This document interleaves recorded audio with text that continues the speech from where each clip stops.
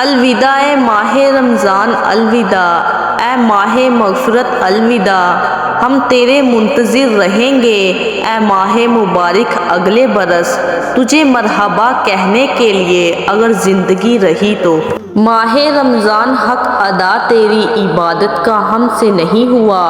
ہم رہ گئے غفلت میں تو ہو رہا ہے ہم سے جدا، الوداع ماہ رمضان۔ الوداع ماہ رمضان، الوداع یا اللہ ہم نے جو روزے رکھے، جو عبادتیں کیں، جو نمازیں پڑھیں، یا اللہ قبول فرما، اور ہم سے جو غلطیاں ہوئیں یا اللہ انہیں درگزر کر دینا اور ہم سب کو معاف کر دینا، ہم سب کی قیامت کے دن مغفرت فرمانا۔ رمضان المبارک کا بابرکت مہینہ ہم سے جدا ہونے والا ہے، اس موقع پر اپنے ضمیر سے یہ عہد کریں،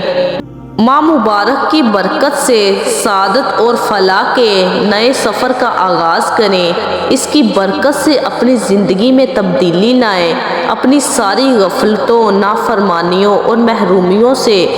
پیچھا چھڑا لیں، اللہ کی عبادت اور اطاعت کے ساتھ اپنے رب کی رضامندی کو اپنی زندگی کا اصول بنائیں۔ ماہ رمضان المبارک الوداع ہو رہا ہے، اب وقت ہے جدائی ہے مجھے الوداع کہہ دو، اب جانے کا وقت ہے مجھے الوداع کہہ دو، میں بخشش کا ذریعہ تھا تمہارے لیے، دل رو رہا ہے مگر اب الوداع کہہ دو، تمہیں افسوس ہوگا میرے جانے پہ، آؤں گا لوٹ کے پھر الوداع کہہ دو۔ ہم رہیں نہ رہیں اگلے برس مگر تم پھر آ جاؤ گے اے رمضان، در حقیقت تم نہیں انسان ہے مہمان، الوداع الوداع ماہ رمضان۔ نہ رہے گا یہ صدا کچھ ہی دن کا مہمان ہے، رحمت سے بھر لو جھولیاں جا رہا ماہ رمضان ہے، الوداع الوداع ماہ رمضان ہے۔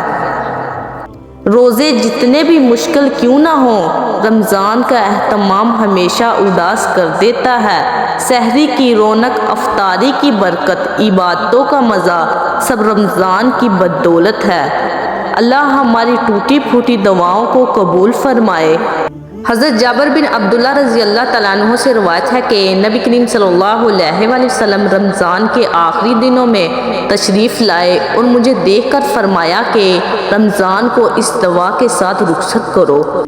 یا اللہ ان روزوں کو میرے لیے آخری رمضان نہ فرما، اگر یہ آخری روزے ہیں تو مجھے رحمت پانے والوں میں کر دے اور مجھے محروم نہ فرما۔ بس جس نے یہ دعا مانگی اسے ایک رحمت ضرور نصیب ہوگی، یا تو اگلا رمضان پائے گا یا پھر اللہ کی رحمت و مغفرت پائے گا۔